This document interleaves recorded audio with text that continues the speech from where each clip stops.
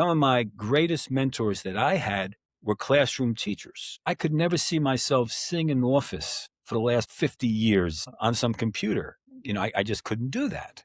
I couldn't be a salesman, though there's nothing wrong with salesmen. And friends of mine that became insurance salesmen, heck, some of them became millionaires, and they would say, Sean, you ought to sell insurance. You'd be great at it. I said, I don't want to sell insurance. I was bartending. I was coaching. I loved that. I loved teaching. I loved the whole experience. I loved helping young people develop because the people that helped me were all teachers and coaches. I was an extension of them. Doing that for 50 years never to me was a chore. Remember that saying, find something you love and you never work a day in your life? Really, that was me. I can never remember really going into school and saying, I hate going in today. Now, there were some days where I said, I should have went home before 4 o'clock in the morning because I have to teach at 8 o'clock. But I wasn't going to call in sick. I was going to be there for those kids. I signed on the line that I was going to be there for them. So I was going to be there for them. And I never felt burnt out on it. Yeah, I had times when it hurt. Kids I worked with that got hit by trains, committed suicide, overdoses. Yeah, all those things happen. But then the kids that, came from really tough families that became doctors and lawyers and teachers and firemen and cops and kids that named their kids after me, there couldn't be any greater honor. Well, man, there's so much good there. Okay, my first question is it felt built into your personality. You're talking about I'm playing ball, and every time I'm playing ball, it's like I'm naturally becoming the coach of our team. I'm inspiring, I'm mentoring, I'm saying, guys, this is what we got to do. Here's the strategic plan. How we're going to attack it. I'm managing up, right? Yeah, pretty much.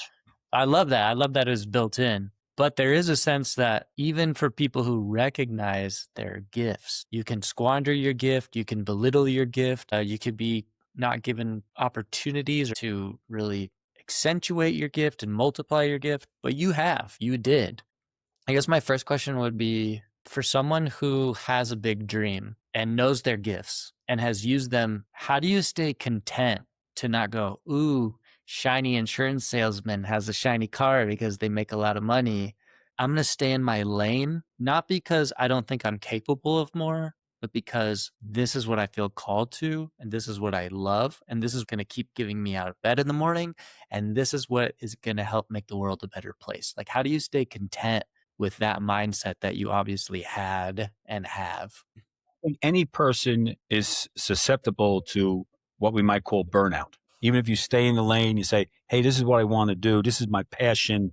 Sometimes you got to do other things. And that's why even like professional athletes, they have the off season to recharge. Teachers each 9 months, and then they have time to recharge. Coaches have to do that too. I think it's terrible when we take athletes, especially high school athletes, and we work them year round. That's what they're being told today to do. And I think it's crazy. Take time off, go swimming. But there's somebody else out there. Yeah, don't worry about this. People are going to work themselves to death. It doesn't mean they're going to be better. So I think you have to have distractions, healthy distractions. Believe me, there's a lot of unhealthy distractions, and they're okay every now and then. But then you have to have other distractions. Like I love going to the horse track. We don't have one in Kansas City. But if we did, I wouldn't go all the time, but I would go occasionally. To me, that's a great distraction. I also love to read. I love to cook. If I was standing up and people could see my rotundness, they would know I like to eat.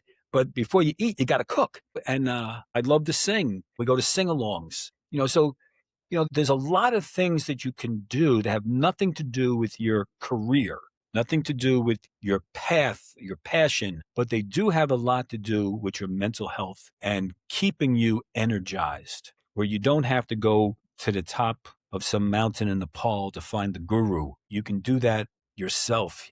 And I think they all have to revolve around other people. I think, find the joy in other people. To me, there's nothing like a good sing-along. And you get people singing songs together and all their problems go away for that time. And it's energizing.